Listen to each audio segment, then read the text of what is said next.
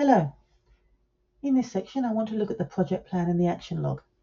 But just before we do, I'm going to go into change requests. As you can see, I put in a change request during another section and I referred to project plan number 1.3.2. I asked for extra rolls of wallpaper and in the time element, time to hang the wallpaper, 50 days specifically. Just bear that in mind as we look at the project plan. So in the project plan, I will add in some items based on my recent bedroom refurbishment. And as you see, they've all come in as a level 1 heading. So we need to indent everything under the top item into level 2. There you go. But we still need to indent the items that are not headings. So we'll indent there and there. But the numbers still aren't right. All we need to do is save the document. And then everything should work.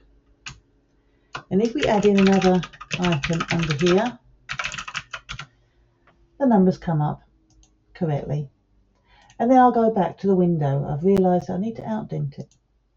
There we go. It's now a heading and the numbers have adjusted.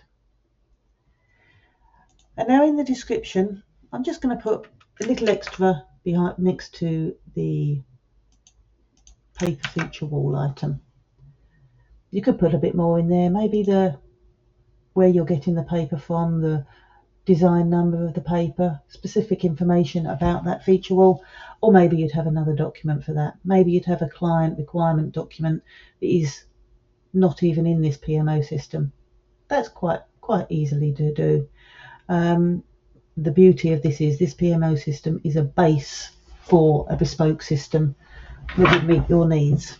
It's not exactly as it would have to be. Now if we put some dates in, I'll say that I'm stripping the walls as from tomorrow and I'm going to finish them on Monday. And as you see, it said 3 days, even though that's actually 5, because it doesn't take into account for the weekends.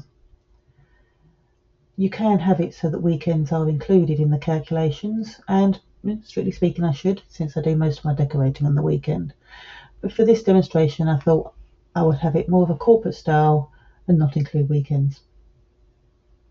So now the fill holes and sand, I won't put a date in there because it needs to follow stripping the walls. We can't do this item until we've done that one.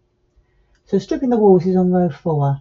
So if we go into fill holes and sand and we find row 4, there you go. But I'm going to have a day's lag because I want a day off in between the 2 jobs. So there we go. It starts 2 days later. And I'm going to have that is going to last 4 days. So now sanding down the window frames, I'm going to make that can come at the same time as stripping the walls. So I want to start doing that when I start stripping the walls. So this is a slightly different one. It's row 4 again, but instead of waiting for stripping the walls to finish before this starts, we're going to make it a start to start. So there you go. They'll both start at the same time.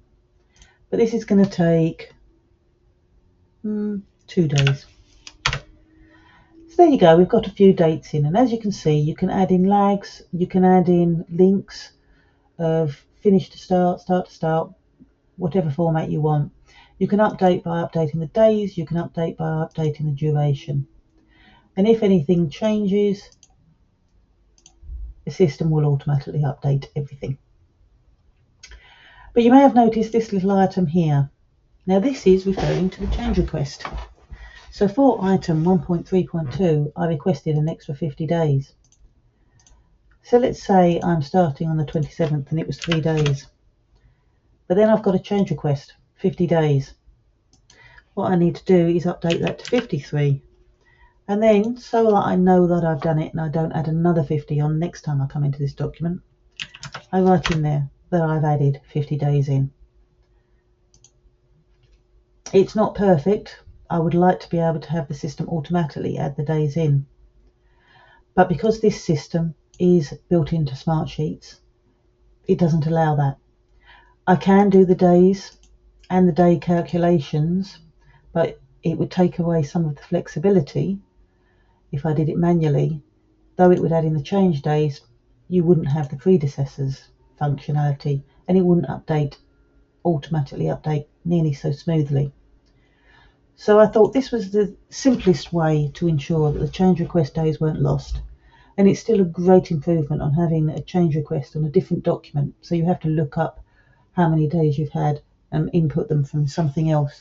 You've got it there to hand. It's still easy to glance. It might take a few seconds for you to add the days in manually, but that's not too big a task compared to what it would be in any other system. And if we go back to the change requests, we can illustrate this some more when we put in another. So there you go, I've put in another change request for that same section, and I've put in for another 20 days.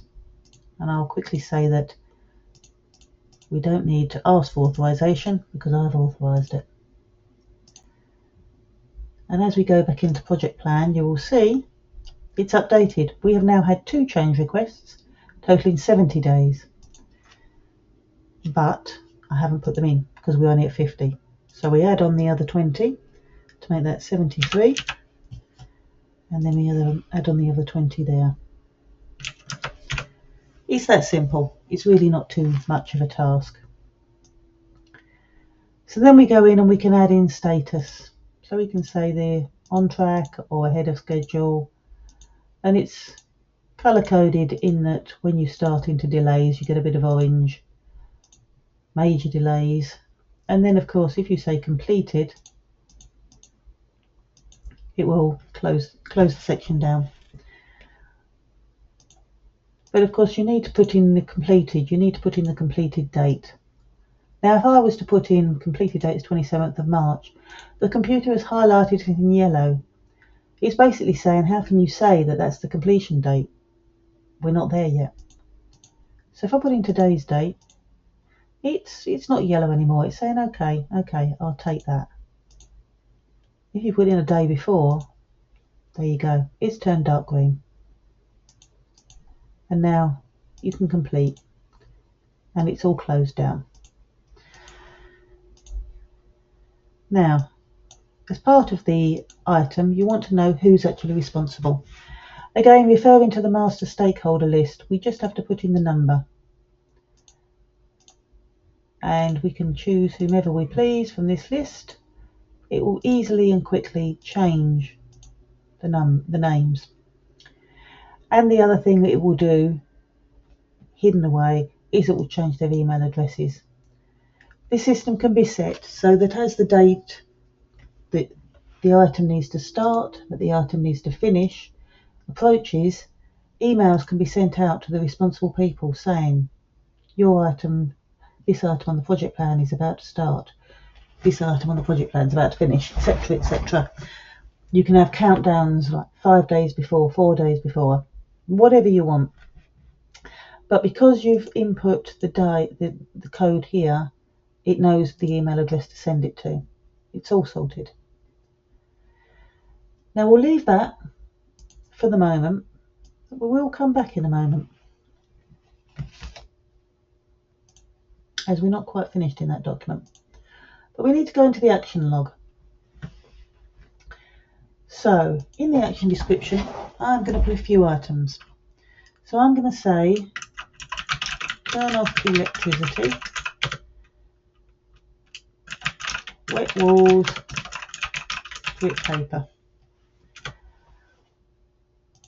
Now, let's have a look at what item that would go to. 1.1.1.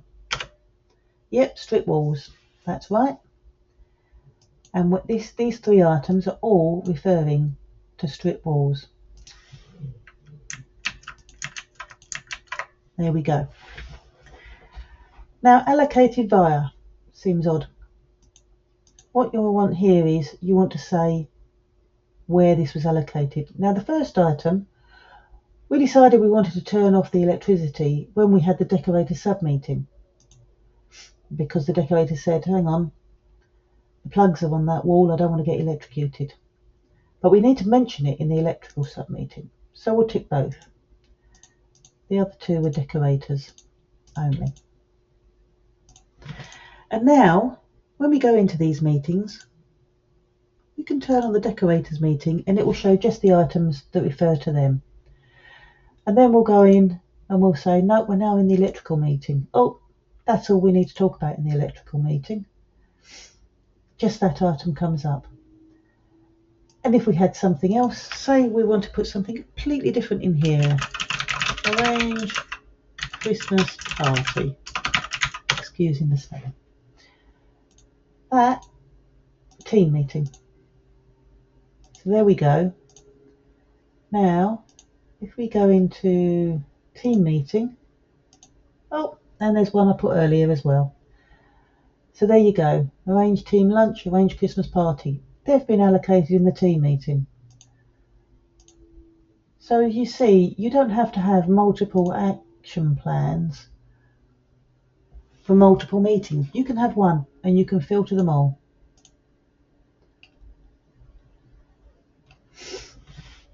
So we'll carry on and we'll put in action owner. And again, it's referring to the master stakeholder list. So you can put them in. And again,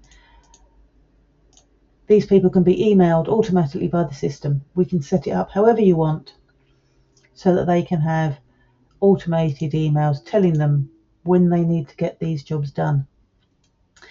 Now you'll see that because we put in 1.1.1, it's told us on the project plan we're saying this job finishes and ends on the 26th of March. So we've allocated it on the 20th of March and the completion date in this meeting, the decorator said, oh, we're going to complete that on the 28th. Boom, it's come up red. It's basically saying your expected completion date is past the project plan end date. So you've got to either change this or change your project plan. Go to the 26th and it's no longer flagging up.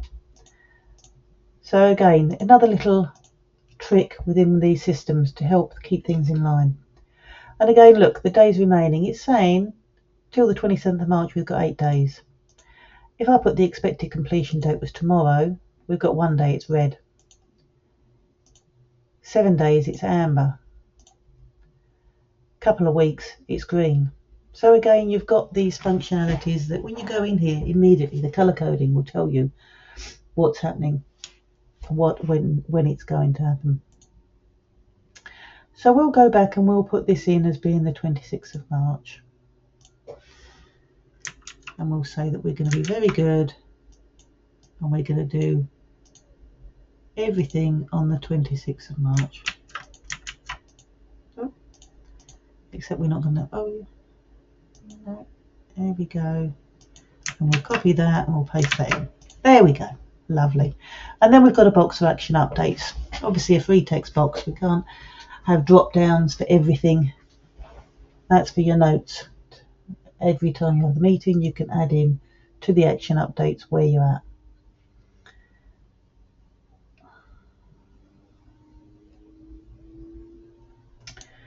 Now, if we go back in to the project plan, you will see as we scroll along, if I uncomplete this, actions allocated is 3. That's because we've just allocated 3 actions to item 1.1.1. So again, this is a handy thing in the project plan because you'll come into the project plan and if there's no actions allocated, you can think, who's doing the work then?